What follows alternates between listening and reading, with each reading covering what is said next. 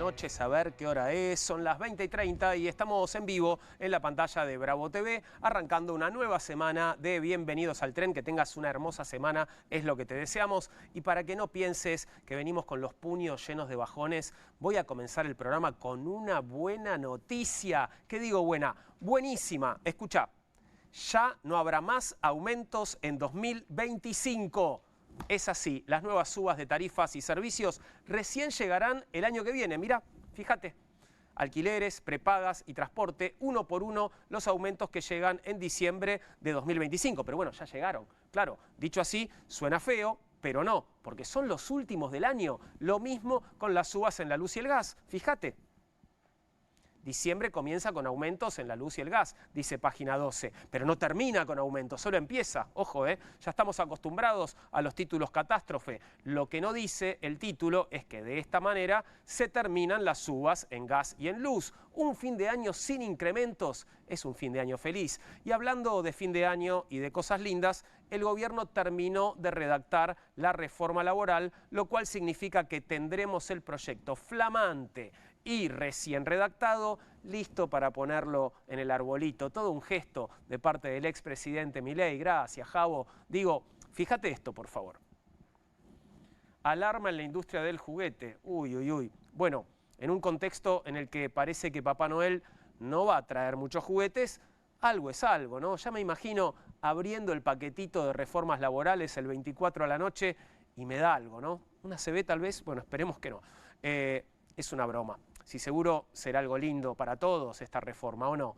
Quien ya se está asegurando sus regalitos navideños es Luis Toto Caputo, el Messi del endeudamiento. Fíjate, el gobierno se asegura un ingreso de casi 700 millones de dólares por la privatización de las hidroeléctricas del Comahue, dice el título de Infobae. A la manera de Menem, en los 90, el gobierno financia su estabilidad cambiaria privatizando empresas del Estado.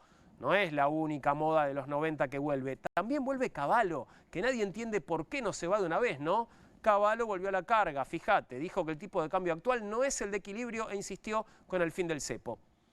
Cavallo, privatizaciones, reforma laboral, boom de importaciones, represión a jubilados, personas con apellido Menem en el gobierno, Yuyito. El túnel del tiempo a los años 90 me está generando sensaciones un poquito raras, ¿no? Bueno, sí, ese era yo, pero con traje en los 90. No sé vos, pero yo me quedo con la frase del Cuarteto de Nos que dice que mejor no insistir en volver a vivir en lugares donde uno ha sido feliz. Sobre todo si no todos fueron igual de felices, ¿no? Mientras pensás cuánto te entusiasma la idea de volver a vivir los 90, pero en 2025, te invito a subir a nuestro furgón de noticias para repasar los temas del día. Vos ya sabés, pueden venir cuantos quieran, que serán tratados bien. ¿Cómo estamos hoy, Poli Sabatés? ¿Todo bien? ¿Cómo va? Muy bien, ¿vos? Muy bien, por suerte. No paran de pasar cosas en diciembre. Es agotador y recién empieza, ¿eh? Hoy Sí. es 1 de diciembre, así que agarrémonos fuerte porque nos queda casi todo el mes por delante. Estaba pensando, pero no, estaba repasando todos tus equipos y no tenés ninguno en cuartos de final. No, la verdad que no, pero bueno, ahora no. ni en semifinales, que es lo que ya se está armando. ¿Cómo No. estás vos, Valen? Valen Castro, ¿Qué ¿todo tal? bien? ¿Cómo les va? Muy bien, muy bien. ¿Vos Yo sí? soy de Estudiantes de La Plata. Así que sí Estoy tenés. en medio de la polémica. Estoy en medio de bueno, esta semana polémica. En la polémica, pero estás en semifinales y Estoy en tenemos, semifinales. podemos decir que va a haber un finalista de La Plata, Valen, a esta Exacto. hora, porque Gimnasia ya le ganó a Barraca Central en el partido tal vez que generaba más dudas, porque viste, a veces la cancha se puede llegar a inclinar un poco, corre un poquito. pero ahí tenemos semifinal platense y habrá Sí. un finalista platense también. Está muy bien eso. Ya alguien Excelente representa noticia. mi ciudad, así que me pongo contenta por eso. Y hoy vamos a tener visita platense también, pero sobre eso hablaremos dentro de un ratito, porque ahora vamos a meternos en el furgón de noticias con Poli Sabatés. ¿Qué hay en ese furgón, Poli? Bueno, hago doble clic en alguna de las cositas que dijiste al principio.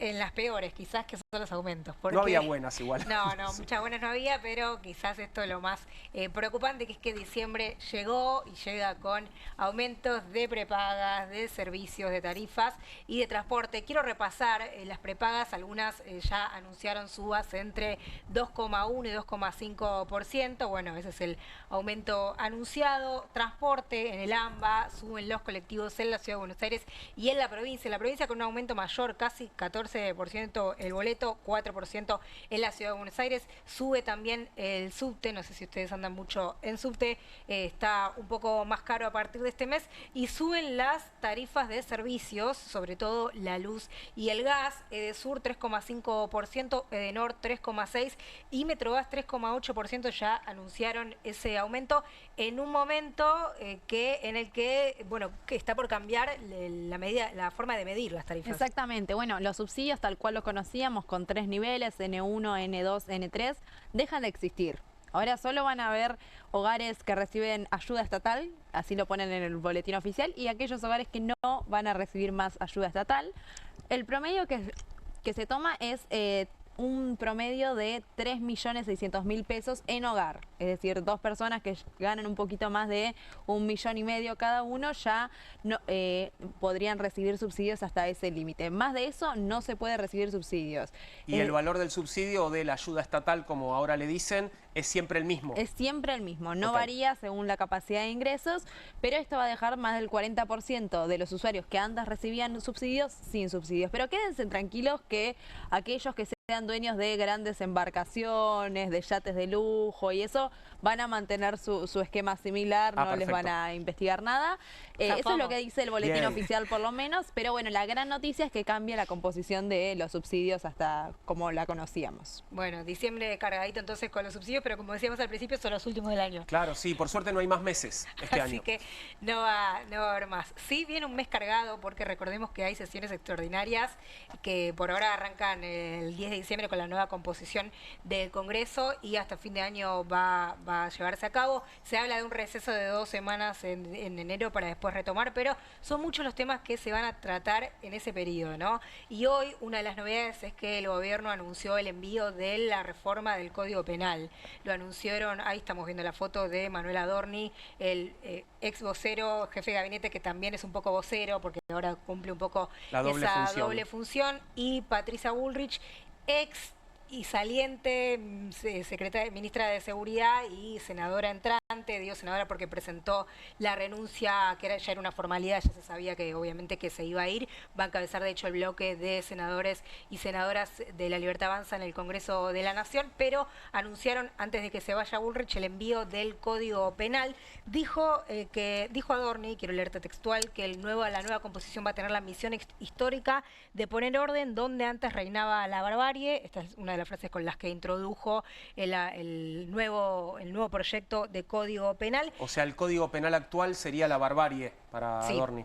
y dijo exactamente y que se va al fin de la doctrina Zaffaroni, asociada más a un garantismo en lo que tiene que ver con el derecho penal, y se viene la doctrina Bullrich, que ella deja de ser ministra de Seguridad, pero su esquema, digamos, su idea de lo que fue la seguridad en estos 2 años sería la que entra ahora en este Código Penal. Pero si te parece, lo escuchamos a Adorni porque dijo en un tramo en su conferencia algo de lo que va a contener este proyecto, de esta manera lo anunciaba. El nuevo Congreso se conformará a partir del 10 de diciembre y aspiramos todos a que sea el más reformista de la historia. Tendrá la enorme misión de aprobar proyectos necesarios para que el país salga adelante. Una de esas reformas, y tal vez la más importante para sostener el nuevo orden que hoy impera en la Argentina, es la reforma del Código Penal. En las próximas conferencias nos vamos a enfocar en explicar y en exponer sobre las reformas que vienen. La reforma del Código Penal es un proyecto que será presentado a la brevedad y que fue conformado gracias a la colaboración de los Ministerios de Seguridad, de Justicia. Hoy tenemos presente al secretario de Justicia. Bueno, ahí estaba Adorni hablando de un nuevo orden, que es un poco plasmar en el texto de la reforma lo que viene ejecutando Patricia Bullrich, por eso él habla de una doctrina Bullrich, así la llama, a una concepción de la seguridad distinta a otras, ¿no? Distinta, por ejemplo, a la de gobiernos anteriores. Lo que trascendió hasta ahora es que se van a endurecer las penas de delitos de homicidio, de delitos de robo, de delitos de narcotráfico, de trata, de pornografía infantil y de algún tipo de accidentes de tránsito. Ejército, y dijo Patricia Bullrich, vamos a dar vuelta, porque después habló ella, dijo, vamos a dar vuelta a la realidad de quiénes eran los más favorecidos y eso se va a invertir. Dijo que hasta ahora el Código Penal favorece a los delincuentes, esa es la visión de la ministra de Seguridad saliente, y que ahora va a ser al revés, de las víctimas van a cambiar de nombre, digamos, y aclaró Patricia Bullrich que el 82% de los delitos tendrían prisión efectiva. Bueno, vamos a ver cómo se trata esto. Vos decías también al principio, también se terminó de redactar hoy la reforma laboral, ya está el texto final en el despacho de Javier Milei, está en el despacho de Patricia Bullrich como senadora, está en el despacho de Martín Menem, no está en el despacho de Victoria Villarruel, hasta donde averigüé todavía, no llegó a ese despacho en particular. ¿Tiene que llegar a ese despacho en particular? No, bueno, pero llega el del presidente de la Cámara de Diputados, no sé. Está bien, si le llega al presidente de la Cámara de Diputados, podría llegarle a la presidenta de la Cámara del Senado. Pero la pregunta un poco es, ¿cómo va a hacer el gobierno para en 21 días, en principio, tratar reformas tan estructurales, ¿no? Recordemos primero presupuesto, que va a llevar unos días de debate, después reforma laboral, que uno intuye, lo que hablábamos el otro día, debería llevar jornadas, y ahora reforma del Código Penal, que también, bueno, es algo grande. Claro, porque más allá de que tenga un Congreso más favorable a partir del 10 de diciembre, el gobierno tampoco es que le alcanza para que las cosas pasen sin discusión. No, el gobierno de todos modos está confiado, sobre todo en la negociación con los gobernadores que viene teniendo en las últimas semanas, pero bueno, son temas nodales, estructurales y algunos bastante irreversibles en el texto de la ley. Estuvo Sturzenegger metido en ambos proyectos, o sea, sobre todo en reforma laboral, todo el capítulo técnico lo hizo Sturzenegger, así que veremos ahí qué sucede con eso. Cambiamos la página, 1 de diciembre, hoy es el Día Internacional de la Lucha contra el VIH-Sida, con acciones,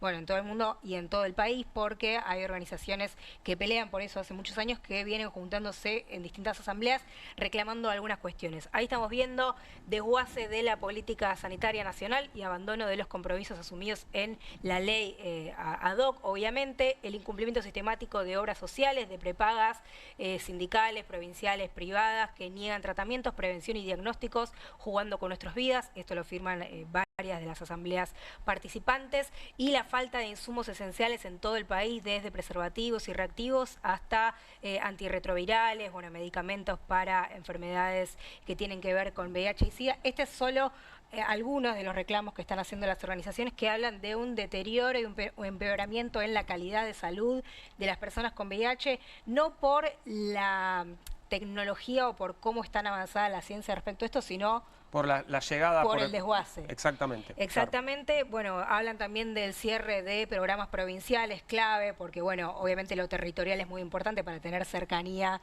en lo que los tratamientos, a veces llegan más rápido en una salita o en la provincia que en lo nacional. Bueno, hablan también de ese desguace, y decía, hubo actividades en todo el país, y hubo una, creo que tenemos la foto ahí, organizada por la Universidad de Buenos Aires, en la línea H de subte, hicieron una jornada de testeos. Bueno, ahí estamos viendo todo el día, la Universidad de Buenos Aires se sumó a esta campaña, también mostrando un poco el rol de la universidad pública, de los hospitales universitarios, y mostrando la lucha por la salud pública hermanada con la de la educación pública. Así que, jornada en todo el país por el Día Mundial de la Lucha contra el VIH.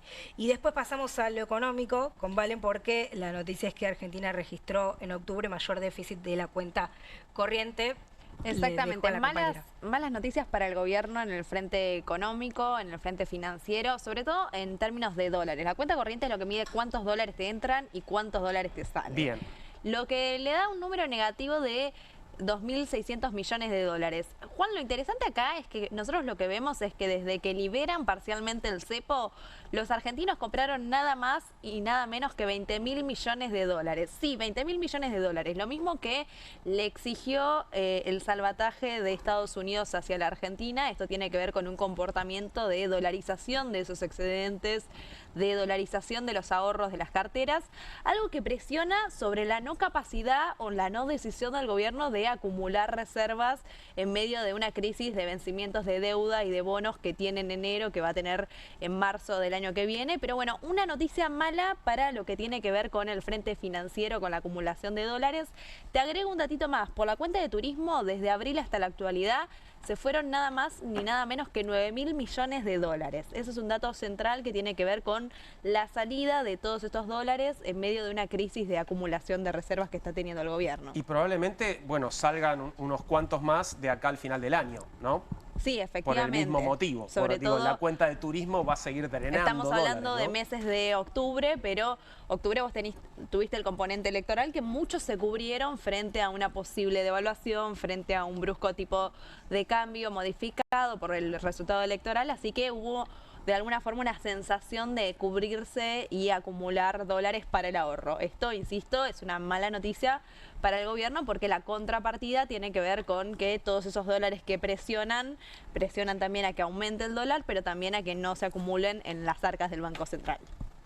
Así las cosas, malas noticias, como decías. No te tiramos una buena. Perdón, bueno, está bien. La selección de noticias... Chicas, entiendo que es su trabajo, que no es personal, no me lo tomo personal. Así que les agradezco de todas maneras por informar a la gente cómo hay que hacerlo. Trataremos de mejorar en las próximas ediciones. Ojalá. Ojalá tengamos mejores noticias. Bien, vamos a meternos en la primera mesa de conversación de la noche, que tiene que ver con la sanción de una ley de fomento audiovisual en la provincia de Buenos Aires. ¿Sabes lo que está pasando con la industria audiovisual en nuestro país? Completamente desfinanciada por decisión del gobierno nacional, y ahora aparece entonces la opción de el cine bonaerense, digo, como una opción, una alternativa al cine argentino. En fin, vamos a conversar sobre esto con Florencia Sentut, que es licenciada en Comunicación Social por la Universidad Nacional de La Plata, investigadora, profesora universitaria y en este momento presidenta del Instituto Cultural de la provincia de Buenos Aires. Florencia, bienvenida. Gracias por estar con nosotros. No, muchas gracias por invitarnos. Gracias a vos por venir, y saludamos también al señor Pablo Echarri, actor, productor y tesorero de SAGAI, la Sociedad Argentina de Gestión de Actores e Intérpretes. Bienvenido, Pablo. ¿Cómo estás? Hola, Juan. Hola, ¿qué tal, chicas? ¿Cómo están? Gracias por la invitación. No, por favor, gracias por venir. Bueno, ¿qué es esta ley de fomento audiovisual de la provincia de Buenos Aires? Digo, entiendo en principio que viene al rescate de una industria que está en una situación muy dramática. ¿Es así, Florencia? Bueno, es una ley que es en realidad que tiene un largo camino, que incluso era necesaria antes de esta situación de desastre que está provocando el gobierno nacional, pero que hoy es más necesaria que nunca, y que tiene que ver justamente con la capacidad de promover, de impulsar y en este caso de cobijar el cine bonaerense como parte del cine argentino. Bien. Pablo, ¿en qué momento y en qué situación te comprometés con este proyecto? Desde su inicio, ¿no? Nosotros, además, faltó ahí aclarar que también soy parte del Consejo Ejecutivo de la Multisectorial Audiovisual. Que es no lo sabía. Claro, no, todo bien. Yo en realidad tendría que haberle dicho, pero me quedé sin señal, sin nada. Porque era importante, porque ese es el vínculo que nosotros mantenemos con Florencia, con el Instituto Cultural en Provincia de Buenos Aires. Y analizamos cuáles son las carencias, cuáles son las virtudes que hemos tenido como industria y cuáles son las carencias y las enormes carencias. Y debo reconocer que en los últimos tiempos esas carencias se fueron profundizando. Fueron al vaivén también de la crisis económica, ¿no? O sea, la crisis económica empezó a impactar fuertemente en la producción audiovisual, pero la falta de algunas herramientas de impulso, para propiciar este tipo de industrias que existen en todo el mundo. Hay más de 100 países que mantienen sus herramientas sólidas para impulsar esta industria. Bueno, ahí hemos trabajado muy cerca y hemos encontrado en el gobernador Kicillof un espacio, un entendimiento real de lo importante que es tener una herramienta como esta, ¿no? Una herramienta que pueda impulsar nuestras propias historias y que pueda generar, más allá de la actuación de las plataformas, que a quien todos le damos la bienvenida y agradecemos que verdaderamente existan, son el presente y el futuro de nuestra actividad, que también pueda existir una producción independiente, por fuera de esa producción mainstream que vuelvo a repetir, ¿no? Que estamos todos muy contentos de que exista. Es interesante, Florencia, decías, esto fue previo entiendo que Kicillof lo presentó en 2023, fue previo al desguace, no sé si está bien decir desguace, del Inca, que ustedes vieran la necesidad de esta herramienta? Bueno, primero esto se viene trabajando hace mucho tiempo, porque además ustedes piensen que la provincia tiene el 40% de casi todo lo que sucede en este país, y entonces tiene industria audiovisual, tiene, que incluso, porque me quedé pensando, porque no es solamente cine, o sea, la industria audiovisual es, digo, documentales, series, videojuegos, por ejemplo, ¿no? Es decir, es una industria enorme y se venía trabajando hace mucho tiempo de diferentes sectores, sindicatos, universitarios, asociaciones de autores también. Lo que hizo nuestro gobierno en la provincia fue tomar la decisión de participar activamente en la promoción de una ley, ¿no? Así que empezó antes del 2023, por eso digo, tiene una larga historia, pero lo que es importante ahora es que la decisión política de que esta ley salga, que además también aprovechamos para agradecer a los compañeros y compañeras de las diferentes fuerzas políticas, sí, tanto en diputados, en senadores, que dieron esta discusión también, que se aprobó. Fue muy importante, ¿no?, la participación de distintas fuerzas políticas como para echar por tierra de que el cine es solamente un impulso de los sectores populares. Hubo acompañamiento en la legislatura. Hubo acompañamiento del radicalismo, hubo algunos votos libertarios también, ¿no? A ver, tenemos la votación, creo que podemos ver la votación. Mira, no, perfecto. Veamos la votación y ahí vamos a ver justamente cuántos se comprometieron con este proyecto. A ver. Expediente P2-2324. Poder Ejecutivo. Proyecto de ley en revisión, promoción y desarrollo de la industria audiovisual de la provincia de Buenos Aires, mensajes 4111. Ponemos entonces en consideración el proyecto en general conforme a la moción de preferencia vigente. Quienes estén por la afirmativa, sírvanse marcar su voto. Aprobado el proyecto en general, Presidenta. Ponemos en consideración entonces el proyecto en particular. Artículos 1 a 17. Aprobados los artículos 1 a 17. Aprobados entonces. Bueno, fluyó, aparentemente. Y además es algo muy importante también que hay que señalar, que cuando se aprueba una ley como esta de promoción, de apoyo, de promoción, de fomento, se está promocionando también y apoyando el trabajo, porque esto es muy importante. La industria audiovisual es trabajo. Hoy el gobernador hablaba de la cantidad de empresas que se están cerrando en todo el país y además como parte importantísima del país en la provincia de Buenos Aires. Acá estamos diciendo que el Estado quiere promover trabajo, apoyar el trabajo y además decir algo que es importante, que está en la ley. Bueno, la ley es profundísima, hay que terminar de reglamentarlo, hay muchísimo, pero es una ley que declara de interés público la producción audiovisual. Eso quiere decir que, que cuando no se cumpla esta ley, cualquier ciudadano, tanto el que produce audiovisual como el que es público, puede reclamar que se cumpla, o sea, está en condiciones que es un derecho. Y esto me parece importante porque cuando se hace cine, cuando se hace una serie, cuando se hace un documental, bueno, se está ejerciendo la soberanía, se está contando quiénes somos, quiénes queremos ser, de dónde venimos. Esto digo, se cuenta de muchas maneras, ¿no? Además con un lenguaje tan complejo y profundo como es el lenguaje audiovisual. Entonces, me parece que estas cuestiones a veces no se pueden ver en una votación así, pero que tienen que ver con los anhelos de muchos más que los que hacen lo audiovisual. Yo quiero agregar a lo que dice Flor con respecto específicamente a la generación de puestos de trabajo de calidad. Realmente el sector audiovisual es un generador de puestos de trabajo de calidad y de gran cantidad de trabajo, además de calidad. Es la extraordinaria herramienta económica que es el audiovisual. Lo han entendido muchos países en el mundo.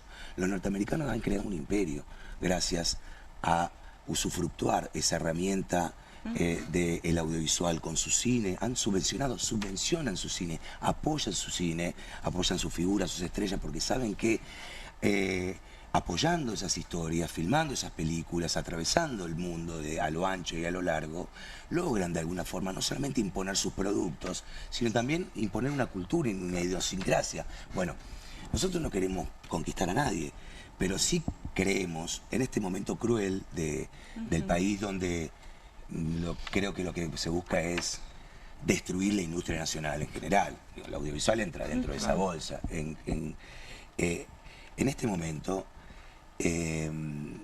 realmente tener una ley así es plantar bandera y ubicar nuestra proa hacia el país que nosotros estamos buscando, que es del desarrollo industrial interno para que genere trabajo. El audiovisual, además, es una extraordinaria herramienta de difusión, de comunicación. Nosotros todos hemos visto películas maravillosas a lo largo de nuestra vida y hemos ido a distintas ciudades, a distintos lugares a ver qué era dónde se había grabado tal o cual escena. Bueno, el audiovisual también es eso, es generador de turismo, generador de una gran cantidad de industrias y de economía que se mueven paralelamente a lo estrictamente audiovisual. Perdón, Sí. nosotros somos entusiastas total, ¿no? No de Sí. esta ley, sino de esto. Bienvenido el Frene, entusiasmo, sí. Pero justamente en este momento, ¿no? De pasiones tan tristes, bienvenido el entusiasmo. Pero esto que decía Pablo es importantísimo, porque a veces yo veo como desde la cultura, desde el sector audiovisual, pero desde todos los sectores, estamos como defendiéndonos de que no se gasta tanto en cultura, ¿no? Acá, cuando se hacen este tipo de leyes o estas iniciativas, se invierte en cultura y además se produce riqueza, incluso riqueza material, digamos. No es tal vez, no sea lo único importante, con seguridad, Eso ni lo más importante. Me parece muy importante lo que decís, Florencia, de invertir en cultura, ¿no? Sí, La claro. cuestión de decir, bueno, quieren generar un consenso de decir, bueno, invertir en cine, en teatro, en cultura es un gasto, ¿no? Pero también son las cosas que nos hacen posicionarnos en los debates mundiales, digo, son las películas que cuentan nuestras historias. Pienso en uno de los últimos estrenos en Belén, ¿no? Que cuenta algo, una lucha social, política que se dio en la Argentina que llevó a esa película a festivales internacionales a decir, che, acá se estaba discutiendo esto, y provocó que se abran esas discusiones. Bueno, ¿qué pasa cuando se invierte y esas películas son exitosas? Y se rompe un poco este esquema de querer lograr generar un consenso sobre que es un gasto ineficiente y que no sirve para el presupuesto. Ahí sucede la magia como El Eternauta, ¿no? El Eternauta, una ficción de un libro del querido Oesterhel, que lo pone en marcha una plataforma extraordinaria, digamos, con una enorme capacidad de producción, con una productora extraordinaria también como Cayese, con un actor maravilloso como Ricardo, con un elenco fantástico, con inversión, y sucede que atraviesa todo el mundo y que genera una riqueza, y además de la riqueza material que ha generado, porque lo ha generado, digo, no conocemos nosotros los números de la plataforma, porque no es como antes, que nosotros antes se publicaban algunos números, algunos algoritmos, los algoritmos no te los Las cuentan. plataformas tienen su opacidad también. Bueno, claro. me parece que el poder también está en no traslucirlo. Claro. Pero cuando hay un texto que está bueno, que se produjo bien, que se filmó bien, que se actuó bien y que verdaderamente eso entra en el público, genera una riqueza que verdaderamente es incalculable, que va mucho más allá de lo que es la riqueza material y que tiene que ver con esto, con imponer un sello, ¿no? Un sello país, a la Argentina como lugar que no solamente se juega muy bien al fútbol, se come muy buena carne, sino también que se hace muy buen cine. Y el cine es una característica cultural elevada dentro del mundo. Mira, los países desarrollados todos tienen su cine. La Argentina lo ha tenido hasta ahora. Ahora parece que hay una idea que busca hacernos creer que para vivir bien nos conviene retroceder a realidades de esta región, muy cercanas a nosotros, de otros países, cuando la Argentina es un país verdaderamente desarrollado institucionalmente.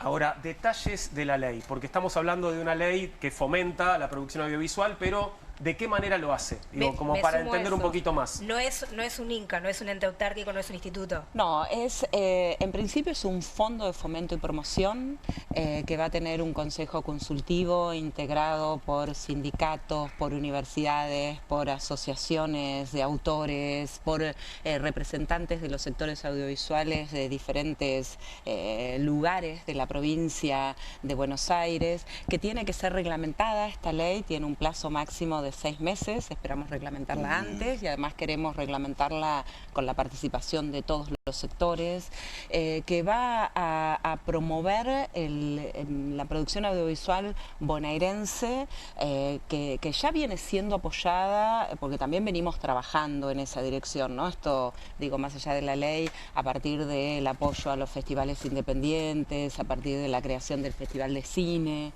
de la provincia de Buenos Aires, va a trabajar profundizando además la red de salas de la provincia de Buenos Aires y la red de pantallas también desde la provincia de Buenos Aires, que estamos, Pablo, vamos poniendo elementos. Es una ley muy compleja porque ha sido tan discutida, compleja no difícil, que va a abordar, que entiende cada uno de los eslabones de la producción. Y es equilibrada y trata de promover talentos y trata de promover identidad.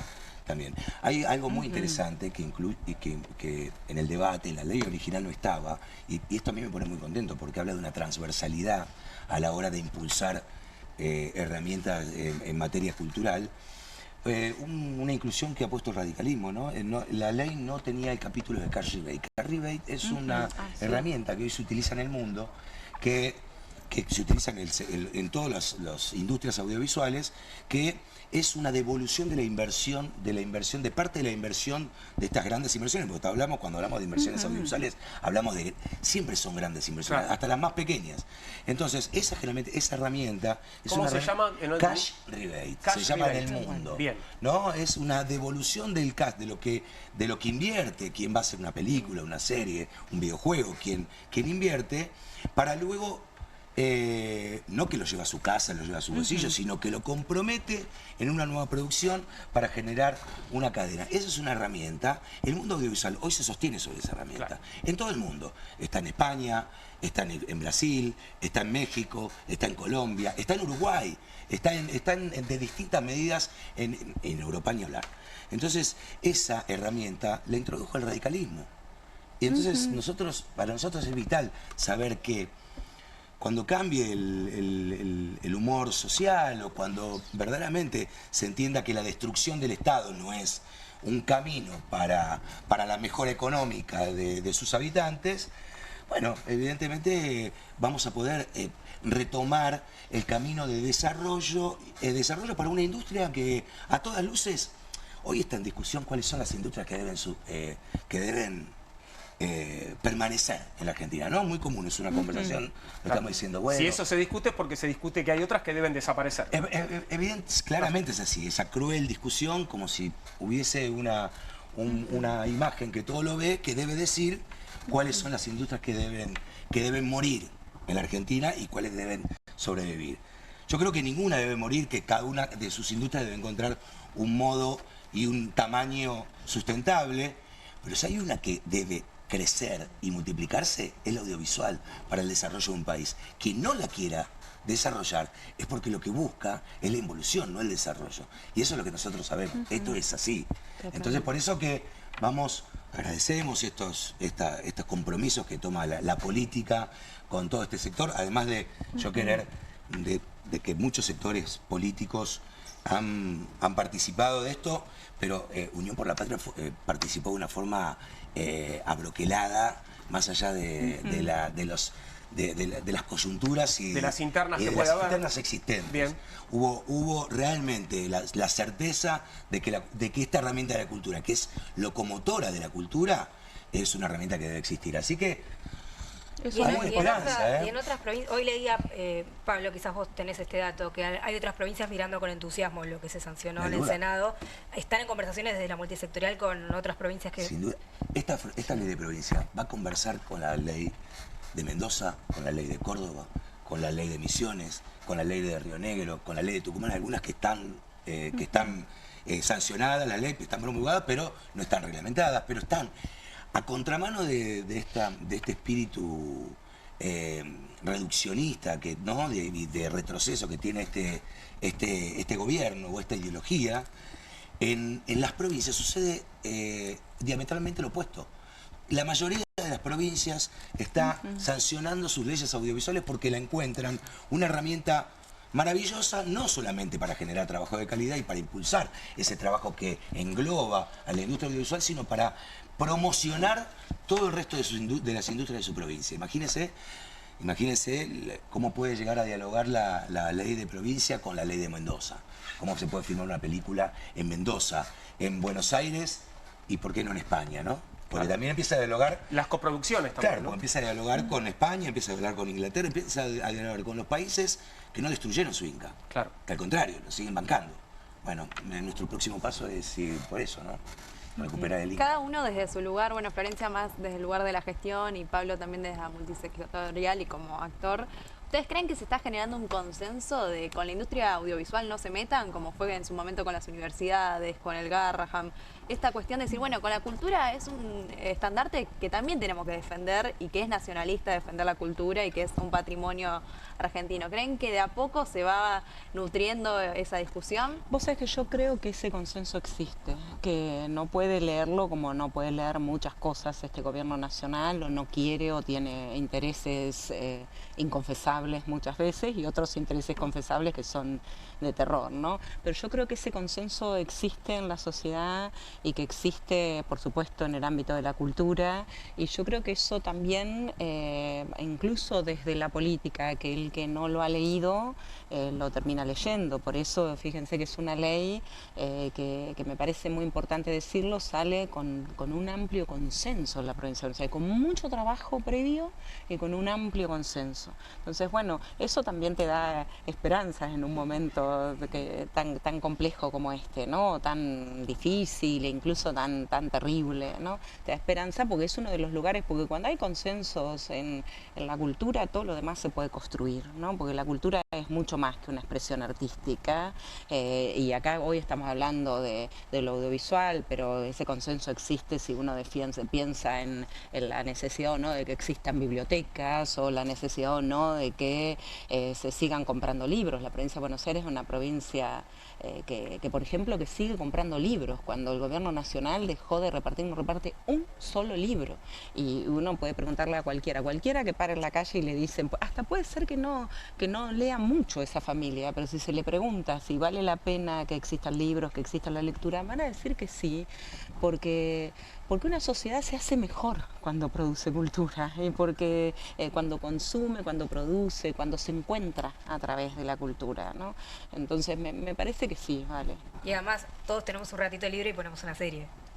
Sin duda, pero además la cultura que existe en los barrios, que existe en las localidades, nosotros estamos acostumbrados, digamos, por eso el audiovisual es tan fuerte y es verdaderamente potente. Nosotros filmamos algo y a través de esa pantalla va a todas partes, a quien lo quiera ver, y hoy a través de las plataformas, a un solo clic, puede atravesar el mundo.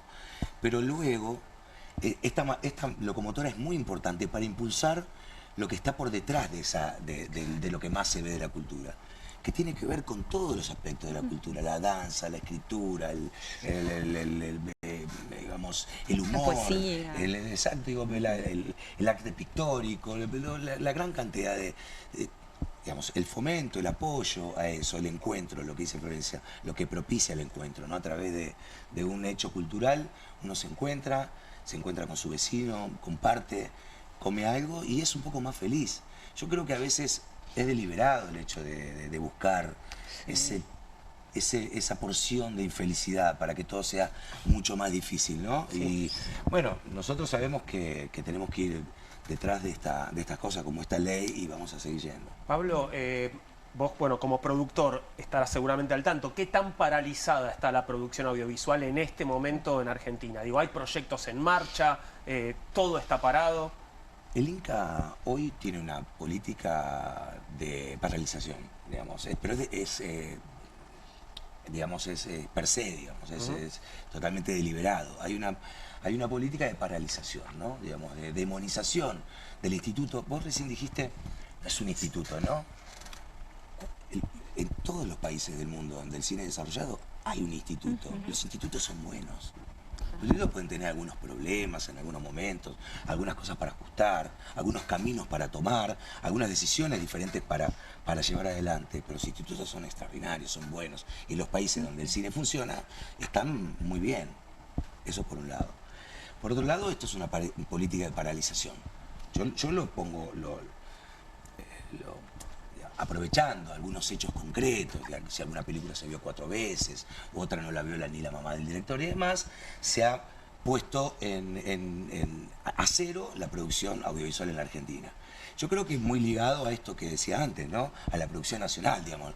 Estamos viendo, están cerrando cantidades de pymes, sí, claro. Están constantemente, bueno, el INCA, el Instituto de Cine, es un gran impulsor de pymes. Las productoras que impulsan las películas más chiquitas, más grandes, con producción. Son pymes. Son pymes, son pequeñas, claro, pymes. Entonces, si vos lo que buscas es paralizar la producción nacional, vas a paralizar el INCA. Bueno, el INCA está paralizado.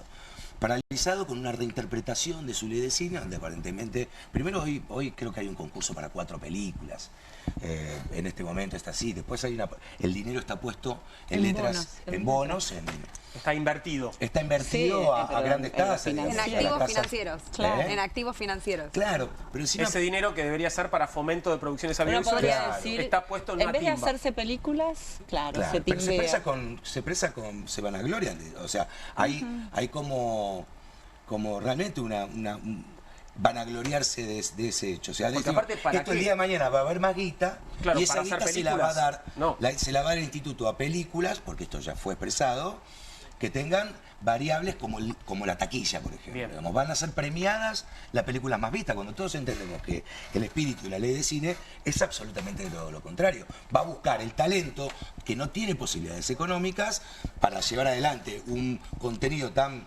complejo como es una película, lo impulsa, lo hace avanzar, los primeros pasos, hasta que ese talento va a ser contratado por una plataforma. O sea, eso es lo que buscamos nosotros. Nosotros buscamos que sean independientes, pero también queremos que a esos directores que son noveles, luego los contrate una plataforma. Eso es absolutamente virtuoso. Bueno, entonces hoy está detenido.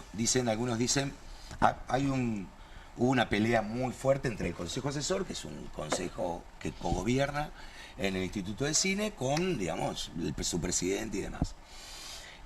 Hubo enfrentamientos muy grandes. Creo que ahora estaban tratando de hacer avanzar un poco el mecanismo. Dicen que el año que viene va a haber algo más, pero digamos el dinero va a estar puesto al servicio también de mejorar los ánimos de la gente.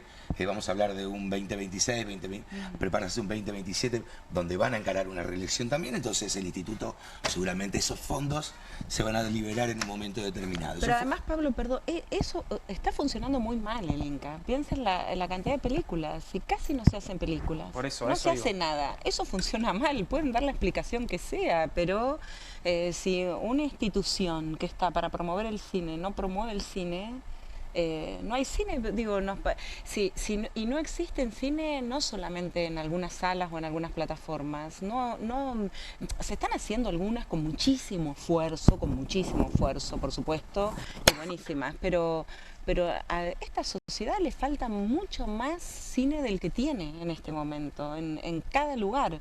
Entonces ahí hay algo que está mal y hay que hacerlo de otra manera, claramente. A lo que quería llegar después es a cómo están tus colegas, Pablo, digo, cómo están los productores, cómo están los actores y actrices, digo, ustedes traen aquí un entusiasmo celebrable, ¿no? El entusiasmo de esta ley que va a promover el cine bonaerense, pero bueno, hay un montón de gente que no está laburando, además de los actores, los productores, los técnicos. ¿Cuál es el clima de la industria, el clima humano de la industria en este momento? ¿Hay esperanza? ¿Hay frustración? ¿Están todos manejando Uber? ¿Qué está pasando? Hubo algunas manifestaciones de algunos compañeros que contaron eso, digamos, dignamente, de una manera maravillosa. Uno avanza caminando por lo que tiene a mano, pero es la primera vez que sucede que, sobre todo quienes lo han expresado de alguna manera, es gente que ha siempre conservado un nivel de oferta laboral que ha sido bueno. Se achicó a la oferta de las plataformas, porque a la vez también dejó de producir la televisión de aire. Claro. La televisión de aire siempre ha sido el espacio de trabajo, junto con el cine, ¿no? Un espacio de difusión audiovisual, ya con otros géneros, el unitario por un lado y la telenovela por el otro, pero que claramente también generaba figuras, generaba que el público, digamos, a través del televisor, quisiera ver a esos actores y esas actrices para luego inclusive impulsar el teatro, ¿no? Claro. El teatro comercial, el que es maravilloso porque tiene política de Estado que lo viene impulsando hace un par de décadas, es fantástico, no para de crecer y ha crecido siempre al calor del audiovisual. Hoy lo único del audiovisual, perdón, de aire, ¿no? Los canales, los pocos canales que había. Antes De la eran ficción 9. televisiva. Exacto, la ficción televisiva. Hoy la oferta laboral que hay es la de las plataformas. Las plataformas a veces producen más, a veces producen menos. Trabajan, la verdad que esto es normal en nuestro oficio. El momento, los productores eligen, los que ponen el dinero eligen sus actores, digamos. Por supuesto. Impulsan a los que quieren impulsar, cosa que es parte del asunto. Quienes están bendecidos por esa varita están muy bien, la verdad, porque hay una realidad diferente. Y algunos que trabajan más asiduamente. Todo el resto de oferta laboral se derrumbó. Y además nosotros somos entusiastas, pero también podemos leer claramente una situación nacional en la cual, por más que tengamos la mejor ley en la provincia de Buenos Aires, una provincia no es un país y no vamos a poder resolver la demanda tanto laboral como de producción simbólica. O sea, no es que no va a alcanzar. Nosotros somos entusiastas porque la verdad es que esto es maravilloso que suceda y porque tenemos la esperanza y la expectativa de esta situación que describimos en cultura, pero que se podría describir en muchas otras esferas de la vida cotidiana, podamos transformarla en poco tiempo, ¿no? O sea, podamos tener un gobierno nacional distinto, esto corre por mi cuenta luego, en lo antes posible, digamos. Pero porque la verdad es que el panorama es muy, muy difícil, por eso digo, quiero poner, no es que quiero limitar el entusiasmo ni mucho menos, pero sí saber que es un entusiasmo también crítico. Realista, sí, sí. Claro. Mencionaron a los videojuegos como sector entre la industria. No se habla mucho del videojuego nacional, pero es una industria dinámica, ¿no? Absolutamente, sí. Y además, en la provincia de Buenos Aires es muy fuerte. Nosotros venimos trabajando también con un pequeño programa de fomento, pero además es un lenguaje importantísimo no solamente de los jóvenes, pero sí de los jóvenes, ¿no? E incluso nosotros tenemos en nuestro país, yo creo que en nuestro país, pero te lo puedo decir en la provincia de Buenos Aires, tenemos, no lo quiero decir en términos de recursos, formación humana, o sea, hay una capacitación. Las personas que hacen videojuegos en cada una de sus lugares, generalmente se ha formado en la universidad pública, en diferentes carreras, en diferentes tramos, de diferentes maneras. Entonces, la demandan en el mundo. Internacional, y la demandan en el mundo, y eso es tremendo a veces, porque no podemos resolver en la Argentina, sus trayectorias no pueden resolver, ahí yo digo que muchas veces, como sucede otro tipo de extractivismo, también hay un tipo de extractivismo ligado de talentos, de capacidades de conocimiento, porque tienen que trabajar en otros lugares, o tal vez trabajan acá, pero trabajan con las demandas de otras culturas, de otras cuestiones. Bueno, eso también tenemos que poder abordarlo, ¿no? Hay algo con respecto al software, a los videojuegos, que es la industria del software, que ya tuvo su ley ya hace de varios años y ha tenido la posibilidad de desarrollarse, pero luego se creó la Ley de Economía del Conocimiento, y la Ley de Economía del Conocimiento es básicamente para sostener a la industria del software. En un momento nos quisieron meter adentro a nosotros, al audiovisual, como industria del conocimiento, que claramente lo es. Es una industria naranja, estas que se generan con el conocimiento, con el talento de alguien, de un grupo de gente determinado, y se genera un valor alto, altísimo, algunos verdaderamente altos. Bueno, nosotros nos quisieron meter en algún momento, dentro de la Ley de Economía del Conocimiento, un corset que a nosotros no nos cabía, donde nosotros no pudimos usufructuarla de ninguna manera. Por eso, todo lo que pensamos hacia adelante, lo que pensamos cuando verdaderamente tengamos la posibilidad de discutir algo hacia adelante y algo superador, pensamos en un saco para nosotros, pensamos en un traje a medida para nuestra propia industria, para que nuestra industria se sostenga inclusive a través del tiempo, ¿no? Porque no es solamente darle el puntapié inicial, sino también tener un sustento a lo largo de las décadas y a lo largo de los gobiernos. Acá lo que se trata es de identificar que si esta industria es pujante y valorarla, impulsarla más allá de lo que se piense. Claramente, bueno, ojalá que ese tiempo llegue, ¿no? En el cual existan políticas de Estado que perduren en el tiempo con respecto a las valiosas industrias que tenemos, como es la industria audiovisual, entre tantas otras. Florencia, muchas gracias. Pablo, gracias también por haber venido a Bienvenidos al Tren. Creo que vamos a hacer una pequeña pausa y enseguida estamos de vuelta. Tenemos muchos más temas para conversar esta noche. Quédate ahí.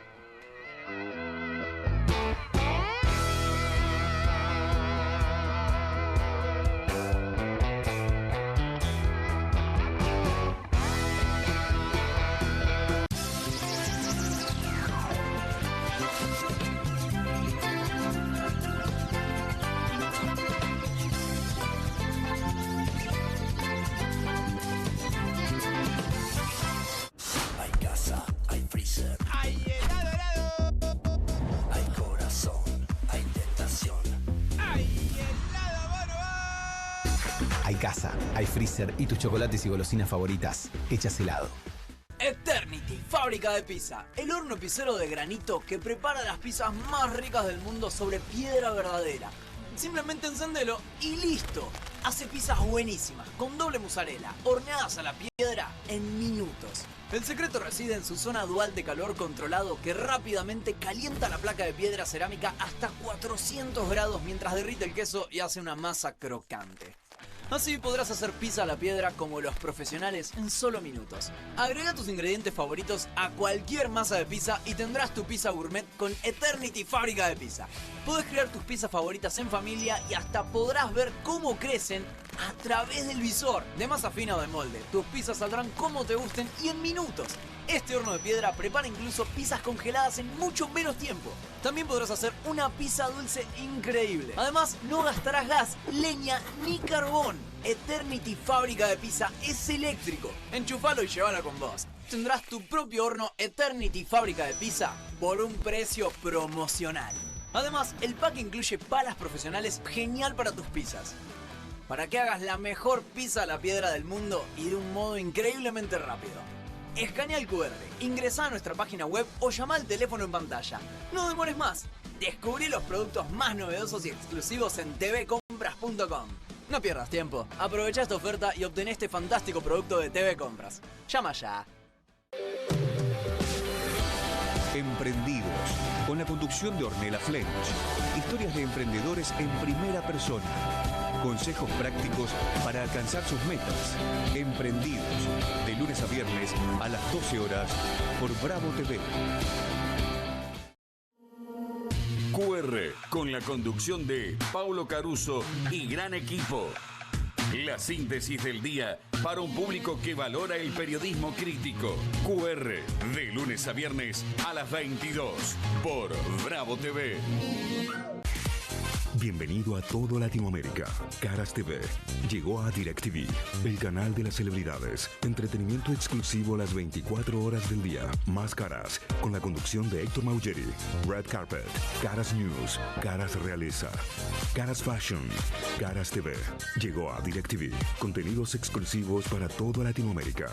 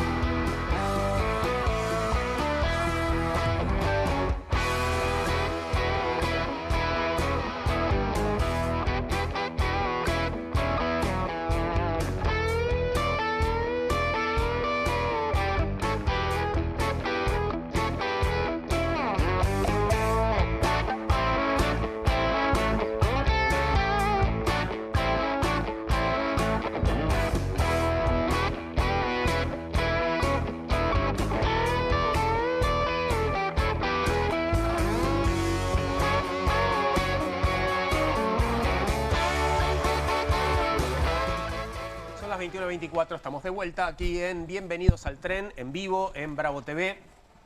Vamos a pasar a otro tema y vamos a hablar ahora de el informe del Comité contra la Tortura de Naciones Unidas, un informe que, la verdad, no nos dio muy bien, parece, y para comentarlo tenemos la visita de Gustavo Federico Palmieri. Gustavo es comisionado del Comité Nacional para la Prevención de la Tortura y docente de la Universidad Nacional de Lanús. Bienvenido, Gustavo, gracias por estar con nosotros. Muchas gracias a ustedes por la invitación e interesarse en el tema. No, por favor, ¿cómo no interesarnos? Volviendo un pasito atrás, antes de este informe de la comisión, entiendo, hubo presentaciones de parte de distintas figuras de la Argentina, ¿verdad? Comentando justamente cuál es la situación que viene dándose en nuestro país en los últimos meses o en esta gestión, sí, en cuestión de derechos humanos, torturas, etcétera, ¿no? Los informes son informes que se hacen periódicamente. O sea, el Comité contra la Tortura de Naciones Unidas evalúa a los distintos países periódicamente, cada 4 años. Por la pandemia, la última evaluación de Argentina fue en 2017. Y para la preparación de ese informe, las organizaciones, las instituciones de derechos humanos como el Comité Nacional de Prevención de la Tortura, pero también las defensorías y otras instituciones presentan sus informes, y el Estado también presenta informes, porque se contestan. Inclusive hay un nuevo sistema de Naciones Unidas donde se hacen algunas preguntas específicas sobre algunos temas que tienen que ver con poder evaluar la continuidad de los problemas que se habían detectado antes, cuáles fueron las respuestas, o cuáles son nuevos problemas o nuevas situaciones, o las soluciones que se dieron, o políticas sobre esas problemáticas que se habían reflejado antes. Pero son informes periódicos. Bien. En este caso a Argentina le tocó inclusive con otros países, cada uno tiene su momento, pero con Israel, con Albania, se evalúan todos los países que están en el tratado. Entonces tenemos el informe anterior del año 2017, el actual. ¿Qué pasa entre el 2017 y este informe? ¿Cómo nos fue? No nos fue muy bien. Hay como nuevas problemáticas que se señalaron, que antes, que algunas de ellas crecieron. Una es la cantidad de presos en comisarías, que ya se había señalado la vez pasada.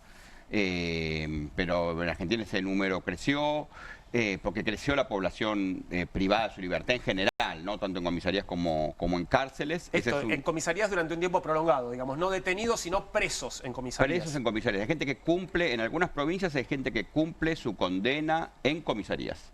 Esto no tiene que ser así. No. Y al mismo tiempo, inclusive están así que en algunas jurisdicciones hay tantos presos en comisarías como en unidades penitenciarias. O sea, en algunas provincias. En un total hay 130.000 personas en cárceles por temas penales, y hay 13.000 personas en comisarías en todo el país. Con diferencias por jurisdicciones, ¿no? En algunas provincias casi no hay. Córdoba, por ejemplo. En otras hay muchas personas o por distintas problemáticas. Pero sí, eso es un problema muy grave, porque además las condiciones en las que están en comisarías son lamentables, con problemas serios de alimentación. Hay comisarías donde están en espacios al aire libre, donde duermen en patios, pasan ese tiempo prolongado, no lo pasan en lugares adecuados, además. Está puesto el foco también del informe de la ONU sobre, por ejemplo, el protocolo antipiquetes de Patricia Bullrich. Y una cosa novedosa, porque Argentina en ese punto siempre antes había sido señalado como diferente, es todo el protocolo antipiquetes o la respuesta policial y judicial, sobre todo la policial frente a las protestas sociales. En 3 aspectos señala el comité. Uno es la discrecionalidad del uso, ¿no?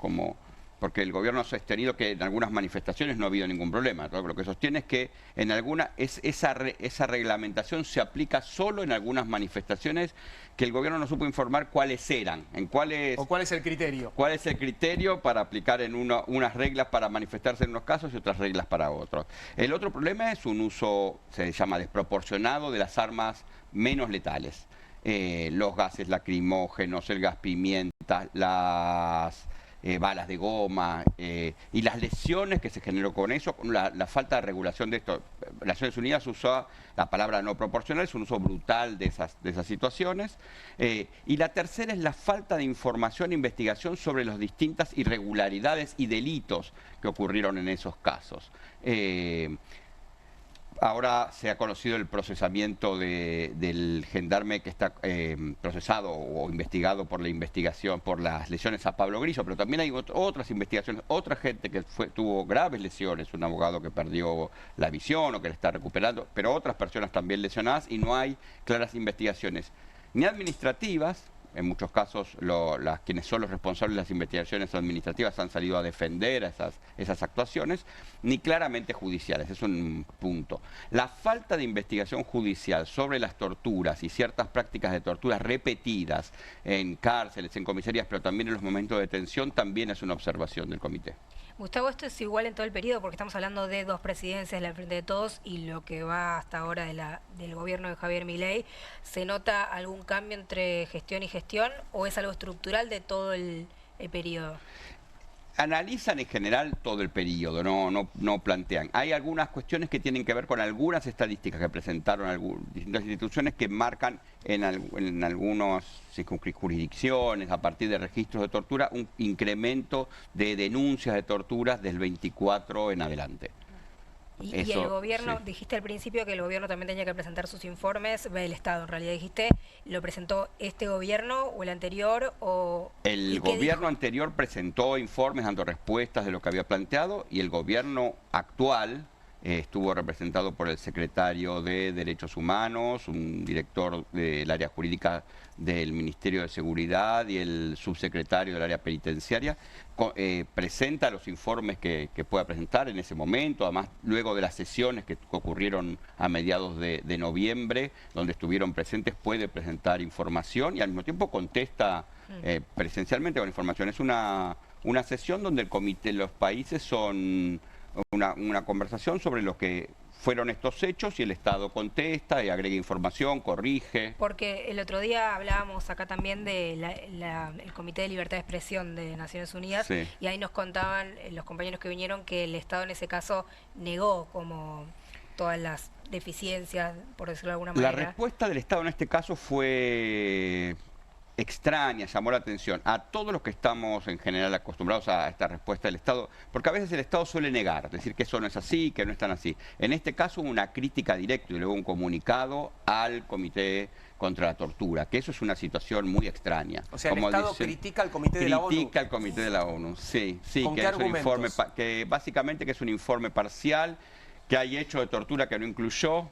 O sea, hechos de tortura de otros gobiernos, que el gobierno los hechos de tortura. Es una problemática, vamos a decir, bueno, hay hechos de tortura que no están incluidos, que Perdón, es un informe pero sesgado. El argumento que el anterior también torturaba es rarísimo, digamos, porque es muy, la verdad que la respuesta es de muy poco uso, porque la Argentina no ha planteado aún en este gobierno, no ha tenido luego un comunicado crítico, directo, contra un órgano ni de Naciones Unidas ni de la Comisión Interamericana. A veces en las sesiones sí hay un estilo que es impropio de esos espacios, que no es el estilo que ha llevado siempre Argentina, que es en términos de colaborar, de entender que estas situaciones de violaciones de derechos humanos se pueden dar, que lo que hay que buscar es cómo colaborar, sino una crítica directa y ahí no es común. Y por otra parte una crítica donde se concentró también sobre las organizaciones que habían mandado información, diciendo que esto se había basado en información sesgada que le habían dado distintas organizaciones de derechos humanos. Sí, o sea, desacreditando a las organizaciones de derechos humanos. Un ataque directo a las organizaciones de derechos humanos, que es un problema, porque al mismo tiempo hay siempre, y eso se lo planteó el comité también durante la sesión, hay siempre una obligación de los estados de proteger a estas organizaciones, de cuidarlas, de no tener un discurso. Que así como en libertad de expresión se plantean estándares, que son los que se hablado la vez pasada, en términos de protección de organizaciones de derechos humanos, organizaciones sociales, también existen estándares de cómo puede darse la discusión del gobierno cuando no está de acuerdo con esas organizaciones. Sacar un comunicado genérico, crítico, entendiendo que las Naciones Unidas pueden estar influenciadas, son imparciales, manejadas por organizaciones sociales, es obtuso y no es una respuesta que en general haya dado el Estado, pero el Estado, en este caso la Subsecretaría de Derechos Humanos, como del Poder Ejecutivo. Y por otra parte, también nos preocupó al Comité Nacional de Prevención de la Tortura, pero también otras organizaciones que trabajamos en términos de tortura, en términos de el voto argentino en la última asamblea de Naciones Unidas, donde Argentina, solamente con otros 2 países, fue la única que no votó una declaración, que en general es por consenso de repudio a distintas formas de tortura. ¿No? Una declaración que se expresó nacionalmente sobre distintas situaciones de tortura que estaban ocurriendo acá a nivel mundial, en distintos conflictos armados, con unas situaciones en particular afectando situaciones de género, también situaciones de tortura que se han visto no solo en Argentina, sino en otros países, muchos en la región, con situaciones violentas frente a protestas. Era una declaración de consenso de Naciones Unidas y votaron en contra Estados Unidos, Israel y Argentina. Bueno, la relación... Es bastante elocuente, pero es muy poco propio con nuestra tradición en materia de relaciones internacionales, de la posición de Argentina frente a la tortura, de la posición argentina en materia de derechos humanos. No, es una cuestión que hay en términos internacionales sobre estos temas hay un quiebre. Perdón, Valen, que te interrumpo, pero ya te dejo. Pero esto claramente muestra el alineamiento automático, ¿no?, de nuestro país con Estados Unidos y con Israel.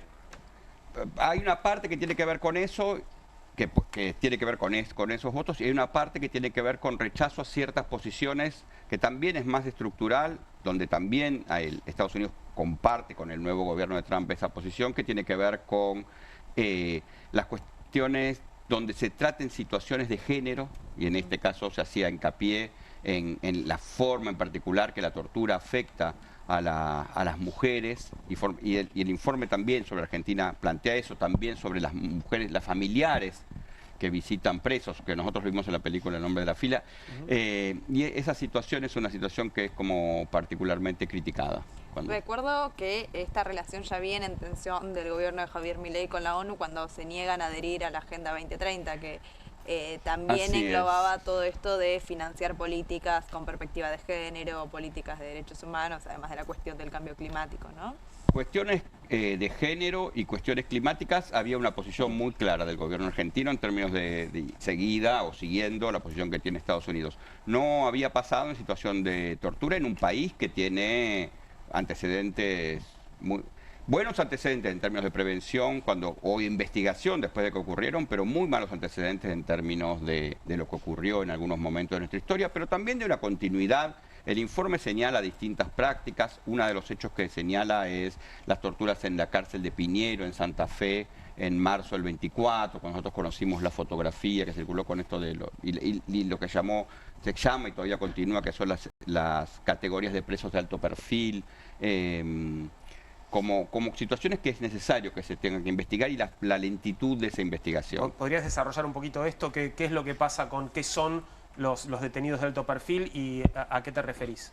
En Argentina ha ocurrido, y es una problemática que tenía que ser tratada, y eso es importante, que integrantes de organizaciones criminales violentas que eran detenidos, luego desde las unidades penitenciarias organizaban no llamadas o estafas, sino podían organizar respuestas violentas, asesinatos de personas fuera de las unidades, o venganza de testigos, etcétera. Eso tenía que ser controlado, y lo que permiten siempre los tratados y las cuestiones es que se establezca un sistema especial de control sobre esas personas. Sobre todo un seguimiento de algunas prácticas, hasta tanto esas personas sigan teniendo influencia en la organización donde tenían influencia, ¿no? Porque también parte de la pena es que pierdan esa influencia. Ese es el régimen que se llama de alto perfil, y que se reguló desde fines del 2023 en el sistema federal, pero se empezó a instalar en el 2024. Existía en la provincia de Santa Fe con toda la problemática del narcotráfico desde hacía varios años, pero se estableció más sistemáticamente, más en forma estricta desde principios del 2024, y entonces hubo en algunas unidades de Santa Fe unos hechos grupales de tortura por parte del funcionario del servicio penitenciario, en el contexto donde también se habían producido otros hechos de violencia en Rosario que fueron muy conocidos, y entonces es la organización de esa situación de tortura lleva a que nacionalmente hay una preocupación, también internacionalmente, sobre la trascendencia que tuvo ese hecho y la importancia de investigarlo, ¿no? Pero por otra parte es cuáles son los límites de la regulación del alto perfil. Uno fundamentalmente es que no entre cualquiera, porque si no pierde su sentido. Claro. Y hay mucha. La otra es que hay algunas restricciones, no pueden estar aislados, tienen que estar aislados del contexto externo, pero no aislados. No tienen que tener capacidad de daño. Claro, pero no es una pena de aislamiento permanente. Hay personas que están detenidas más de 20 horas aisladas completamente y solo salen a comer y algunas horas por semana al patio. Eso es lo que observó el comité. Y la otra cuestión importante que siempre observan los organismos nacionales también es el control judicial sobre esas decisiones. Te quiero preguntar por la región, si sabes cómo dio el informe en países limítrofes o de la región. Y además, en este no, pero, porque estamos con Albania, con Bahrein, estos 4 países, Israel y nosotros. Pero hay articulación entre el Comité Nacional y otras organizaciones similares o análogas con países cercanos. Sí. La América Latina es una región, junto con Europa también, que tiene una tradición de organizaciones de control sobre temas de tortura, porque tiene una tradición en América Latina de lo que pasó. El Comité Nacional de Prevención de la Tortura se crea por un tratado internacional donde varios países de la región lo suscribieron. Argentina fue uno de los primeros en suscribirlo. Y nosotros tenemos relación con todos nuestros pares de la región y al mismo tiempo, como Argentina es un país federal, existen mecanismos provinciales o locales de prevención de la tortura. La ley obliga que también se planteen estos. Y entonces 15 de las 24 provincias ya los tienen designados funcionando. Algunas otras los tienen legislados, pero todavía no los designaron. La cuestión de los mecanismos de control a veces en Argentina y esos procesos legislativos, sobre todo a nivel nacional, es complicada. Y después, respecto a las conclusiones del informe, ¿esto es vinculante de algún modo? ¿El Estado tiene que hacer algo, más allá del comunicado que respondió, tiene que adoptar algunas recomendaciones de forma obligatoria o puede desoírlo? Puede desoírlo. Es raro que lo conteste del modo que se contestó, porque lo que hace muchas veces que el Estado cuando lo conteste es plantear qué cosas no está de acuerdo, más técnicamente, no un comunicado público del estilo que se hizo. Ahora bien, más allá de lo que haga el Ejecutivo en ese punto, porque es un informe a todo el Estado, también hay observaciones a las provincias, digo, más allá del Ejecutivo Federal, los estados provinciales que están complicados en estas situaciones no salieron a contestarle. En general, estas indicaciones sirven para que también los estados provinciales, para que la justicia provincial, los sistemas de salud mental, esto se utilizan como bases para seguir promoviendo esas acciones. Seguramente, si hay acciones o casos particular mencionados, y hay varios en el informe, los actores que están comprometidos en esto puedan trabajar en esa línea. Porque en general, también por la tradición argentina, no es que todo el Estado va a desoír lo que dice esto. Y sirve como precedente y se utiliza en muchos casos para plantear cuál es la situación anterior, cuál es la situación actual. Brevemente, hablabas de casos particulares. ¿Son mencionados casos particulares en el Así como informe? te plantea en Santa Fe, algunos casos de detenciones en la provincia de Tucumán, situaciones de aislamiento, sí, se mencionan distintas situaciones que en general se consideran que o son más graves o son ejemplos de situaciones como cuando uno menciona ejemplos. Claro. También los informes nacionales mencionan eso. ¿El caso de Pablo Grillo aparece mencionado? No, aparecen las lesiones, pero claro, la descripción la situación es esa. O sea, el caso de Pablo Grillo dirá sí aparece mencionado porque son de las personas que fueron lesionadas de gravedad, así como Ufieri, o sea, las personas que perdieron la vista acá y en Jujuy también en el año 23, ¿no? Cuando fue también la represión de la protesta. Gustavo, muchas gracias por haber estado con nosotros. No, muy por interesante favor. escucharte. Muchísimas gracias a ustedes. Bueno. Tenemos un tema más para tocar esta noche y tiene que ver con, algo también inquietante, la desregulación. La desregulación ya asusta, ¿no? Sí, digamos, es una palabra que nos da miedo. Abarcándolo todo, y en este caso, desregulación en el sector del fraccionamiento y distribución del gas. Hay riesgos y hay denuncias al respecto, y para esto vamos a hablar con Darío Simonetti. Darío es presidente de CAFADIGAS, esto es la Cámara Federal Argentina de Fabricantes, Distribuidores e Industrializadores del Gas Licuado y Componentes. Darío, buenas noches, te saludamos desde Bienvenidos al Tren, ¿cómo va? Buenas noches, Juan, buenas noches a la mesa. Gracias por dejarnos expresar un poquito el temor que estamos, vos lo dijiste, de regulación y bueno, nosotros vemos que esta regulación como primera medida, lo que hizo es la proliferación de distribuidores clandestinos, ¿sí? Al desregular las normas, los puntos que venían en la ley 26020 a través del decreto 446, hizo que estos proliferaran y el mercado se liberó de una manera que va a quedar en manos de 2 o 3 empresas nada más, ¿verdad? De empresas fraccionadoras, porque las demás no pueden competir con los precios. Estamos hablando, perdón, te interrumpo, Darío, para entender. Estamos hablando de la distribución del gas en garrafas, ¿verdad? Claro, la distribución de las garrafas, que usa un aproximado del 47% de la población, ¿sí? Y lo que permitió esta desregulación es, perdón la reiterancia, pero es la proliferación de las ventas clandestinas. ¿Qué decimos con eso? Que se están haciendo acopios en lugares indebidos, ¿sí? En lugares cercanos a jardines, escuelas, cualquiera que con una camionetita está saliendo a repartir garrafas, lo que ello lleva a una terrible inseguridad pública, ¿no? Que lo que más velamos, nosotros hicimos más de 200 denuncias a través de la página oficial de Secretaría de Energía de la Nación, lo hemos hecho en distintos municipios y bueno, hemos presentado la declaratoria de inconstitucionalidad del decreto donde avisamos todo esto que está pasando, ¿verdad? Lo que queremos evitar es que haya una tragedia, claro, como la que hubo los otros días. Estamos hablando de que hay vidas en riesgo y bueno, en eso hacemos énfasis, ¿no?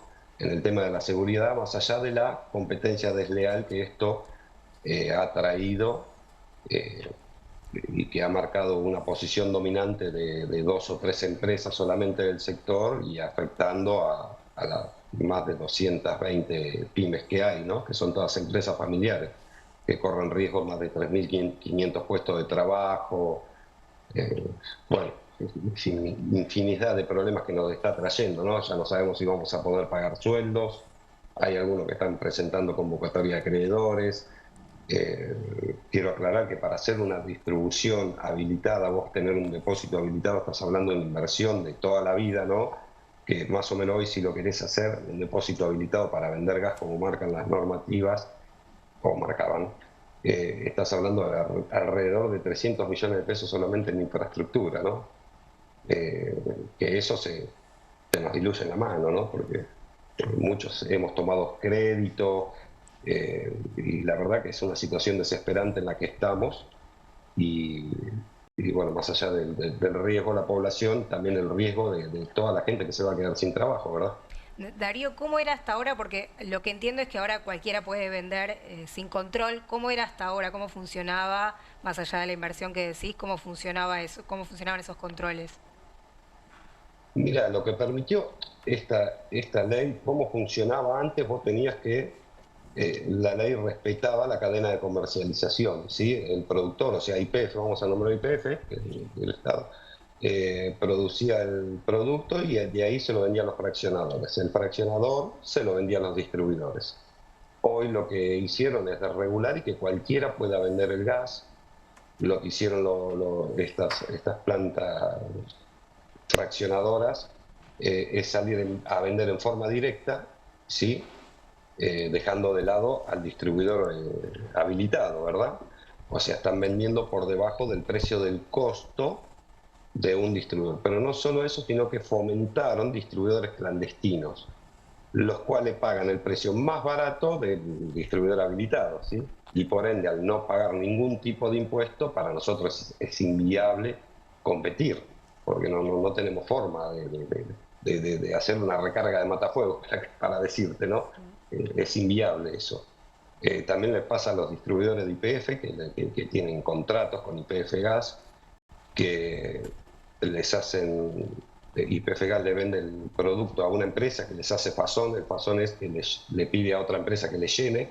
Esto nos pasa en el norte, donde el distribuidor va a buscar la garrafa a esa planta fraccionadora que se lo da YPF le factura, le cobra el precio que le tiene que cobrar, que le marca la empresa esa por el fasón que le hace, y al lado entra un distribuidor clandestino y la paga un 40% más barato el mismo producto. O sea, es inviable, para el negocio es inviable de la distribución habilitada, ¿verdad? Darío, recién mencionabas, bueno, cómo esto impacta en las empresas distribuidoras, sobre todo en las pymes, en las pequeñas y medianas, pero también es muy importante cómo impacta en los usuarios. ¿Qué pasa con esas distribuciones que no pasan los controles, con esos productos clandestinos? ¿Cómo impacta eso en los hogares también? Sí, es lo que hacemos énfasis, que le pedimos tanto ya sea a Secretaría de Energía, o sea, le pedimos a los gobiernos, ya sea municipales, gobernación, nosotros llevamos los informes a todos lados para que traten de hacer algo. Algunos municipios han hecho algunos decomisos de estos lugares, ¿sí? Pero de verdad que estamos muy preocupados, por eso tantas denuncias que hemos hecho, y pedimos a los estados que intervengan en esto. Es una cuestión de seguridad y se está poniendo en riesgo la vida de la gente, ¿no? No queremos esperar a que haya una tragedia para que después salgan a actuar y tengamos que lamentar algunas víctimas, ¿no? De hecho, nosotros en nuestro portal de Instagram tenemos los videos, los cortos donde mostramos las serias explosiones que hay. Hay también voladora de depósitos clandestinos que hace un par de años pasó ahí en Malvinas Argentinas, donde se puso en riesgo a muchos vecinos, volaban garrafas, llegaban hasta 200 metros, las garrafas prendidas a fuego y terminan de estallar, por ahí entraban por los techos y no sucedió una desgracia en ese día porque tuvimos suerte. Darío, está claro que los usuarios no se van a beneficiar, que estamos corriendo riesgos, que no vamos a pagar más baratas las garrafas, digamos, la pagan más baratas los distribuidores clandestinos, pero no los usuarios. Sí. Y decías, bueno, que son 2 o 3 los que van a beneficiarse con esta norma, con esta desregulación. ¿Quiénes son los que se van a beneficiar? Y hay 3 empresas que por una cuestión, no las puedo nombrar, por una cuestión del proceso que estamos teniendo, no las puedo nombrar al aire, están denunciadas en el expediente, que están haciendo todas estas maniobras de venta clandestinos, fomentándolos, y de hecho lo vienen haciendo hace varios años, pero se recrudeció ahora, ¿no? Es fácil, si los gobernantes quieren actuar, es muy fácil, ponen un inspector en cada planta fraccionadora y se termina muy rápido el tema, ¿no? No es tan difícil, pero bueno, este decreto que sacó el gobierno habilitó que sea cualquier cosa esto, digamos. Darío, o sea, que cualquiera pueda vender garrafas, ¿no? Sí, perdón. No, disculpa. Al principio lo dijiste, pero más allá de interpelar o de buscar un diálogo con la Secretaría de Energía, desde la Cámara hicieron algún tipo de, no sé cuál sería alguna denuncia judicial o alguna acción en la justicia para frenar esto, para revertir esto. Sí, nosotros presentamos la medida declaratoria de inconstitucionalidad y pedimos una medida cautelar para que se anulen la nulidad de los puntos de la ley que sacaron, ¿no? Y pedimos las medidas cautelares para eso. Ahora nosotros también hemos elevado proyectos, ¿sí? Elevamos proyectos para que sea bien abastecido toda la ciudadanía, todo el país, que no le falte el gas, pero siempre basándonos en seguridad, ¿verdad? Bueno, no tuvimos respuesta favorable de parte del gobierno, esto lo hicimos en abril, y después, bueno, de presentar nosotros el proyecto, el gobierno sacó el decreto que dio por tierra todo lo que nosotros habíamos trabajado durante mucho tiempo, que buscaba garantizar la trazabilidad del producto, ¿verdad? Porque estamos hablando de un explosivo que por ahí un clandestino, por ahí cualquiera puede manipularlo, le puede sacar 1 o 2 kilos de gas, no sabe si una válvula pierde. La verdad que es una locura lo que está pasando. Sí. No, nada, Darío, simplemente agradecerte, hemos llegado al final del programa. Bueno, alertamos sobre esta situación, esperemos que esto se revierta. me quedé pensando en la palabra trazabilidad, porque parece que vamos perdiendo la trazabilidad de cosas muy importantes, ¿no? De los medicamentos, en este caso, bueno, de la producción de gas y así en tantos rubros, ¿no? Es así, Juan, es así. Les agradezco mucho por la invitación. Gracias, Darío, un abrazo grande. Abrazo grande, gracias. Darío Simonetti conversaba sobre este tema inquietante también. Sí. Bueno, un lunes inquietante es lo que nos tocó, pero mañana será otro día, no otro año todavía. La seguimos mañana, Poli, la seguimos, Valen. A vos te digo, quédate ahí porque en instantes nada más los saludo a Pablo Caruso y comienza QR en Bravo TV. Bienvenidos al tren, por hoy terminó.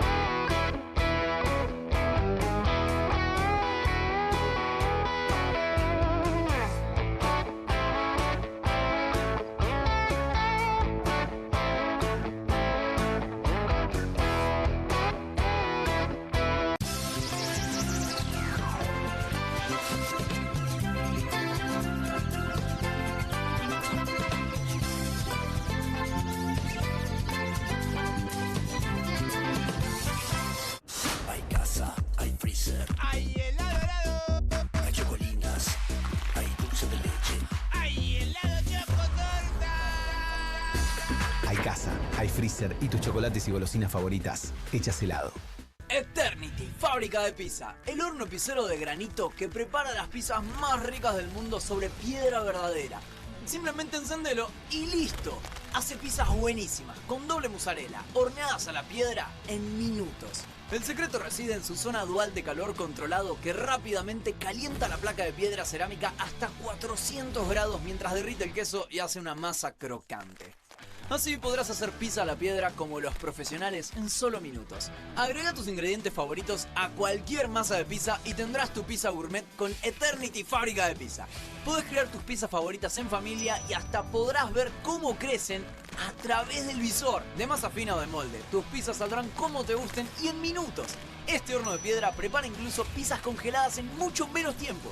También podrás hacer una pizza dulce increíble. Además, no gastarás gas, leña ni carbón. Eternity Fábrica de Pizza es eléctrico. Enchufalo y llévalo con vos. Tendrás tu propio horno Eternity Fábrica de Pizza por un precio promocional. Además, el pack incluye palas profesionales genial para tus pizzas. Para que hagas la mejor pizza a la piedra del mundo y de un modo increíblemente rápido. Escanea el QR, ingresá a nuestra página web o llama al teléfono en pantalla. No demores más. Descubrí los productos más novedosos y exclusivos en tvcompras.com. No pierdas tiempo. Aprovecha esta oferta y obtén este fantástico producto de TV Compras. Llama ya. Cueste lo que cueste. El primer streaming de Perfil.com, conducido por Román Yuch junto al Doc Juan Herbela, los periodistas Marcelo Mármol Moura y Lucas Buceta. Información deportiva, opinión y análisis. Cueste lo que cueste. De lunes a viernes, a las 10 horas, por Bravo TV. Emprendidos, con la conducción de Ornella Flench. Historias de emprendedores en primera persona. Consejos prácticos para alcanzar sus metas. Emprendidos, de lunes a viernes a las 12 horas por Bravo TV. QR, con la conducción de Paulo Caruso y gran equipo. La síntesis del día para un público que valora el periodismo crítico. QR, de lunes a viernes a las 22 por Bravo TV. Bienvenido a todo Latinoamérica. Caras TV llegó a DirecTV, el canal de las celebridades. Entretenimiento exclusivo las 24 horas del día. Más Caras, con la conducción de Héctor Maugeri. Red Carpet, Caras News, Caras Realeza, Caras Fashion, Caras TV. Llegó a DirecTV. Contenidos exclusivos para toda Latinoamérica.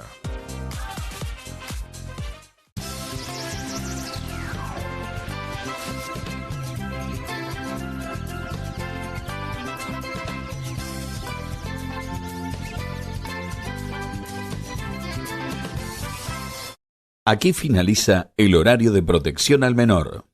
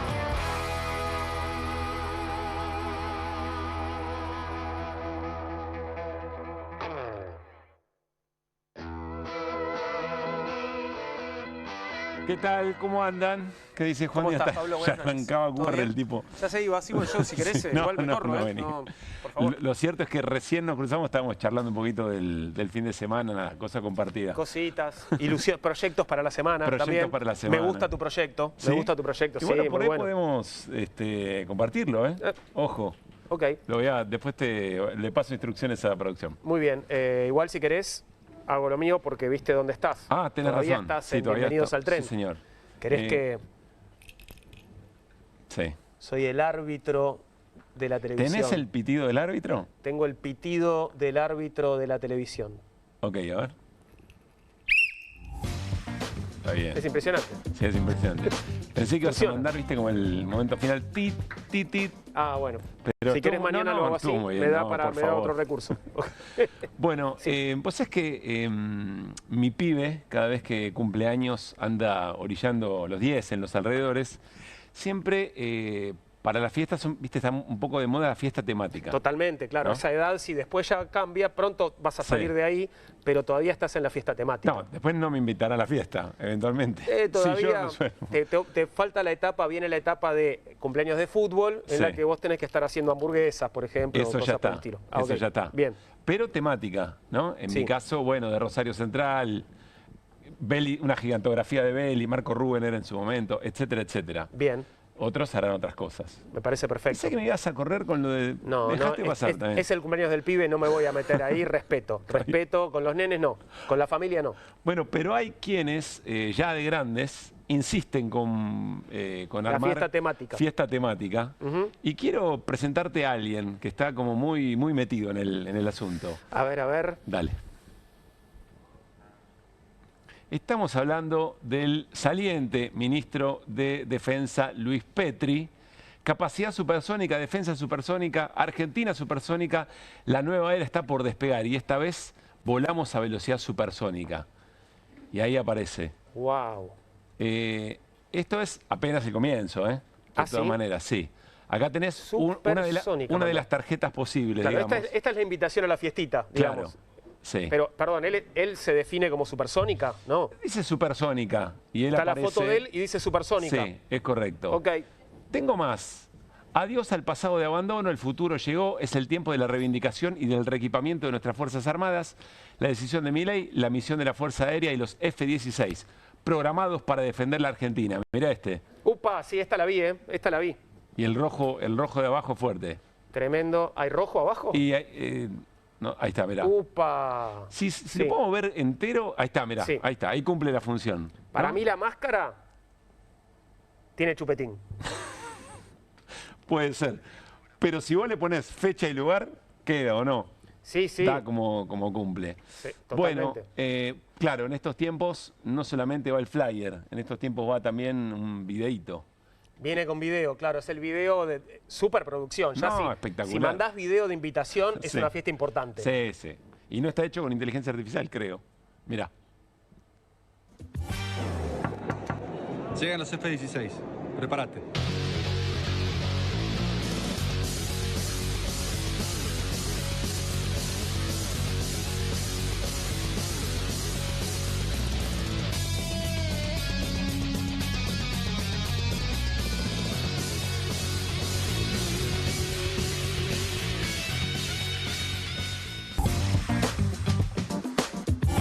Ahora, El perdón, último era él, necesito preguntarte algo. Sí. Llegan los F-16, prepárate, dice el ministro saliente. Sí. ¿Prepárate para qué? No lo O tengo sea, muy bien claro.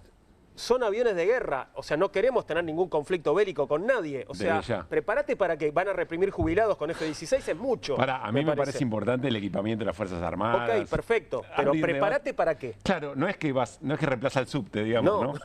Creo No que te no. puedes tomar un Salvo que sea la F-16. nueva línea, es la línea F. Ah, puede Era la ser. F-16. Llega la línea F finalmente, pero va a ser muy rápida esta. Pero para tarjeta da, ¿no? Como fiestita Sí, temática. poquita gente, igual. Sí. Sí, en fin, bueno,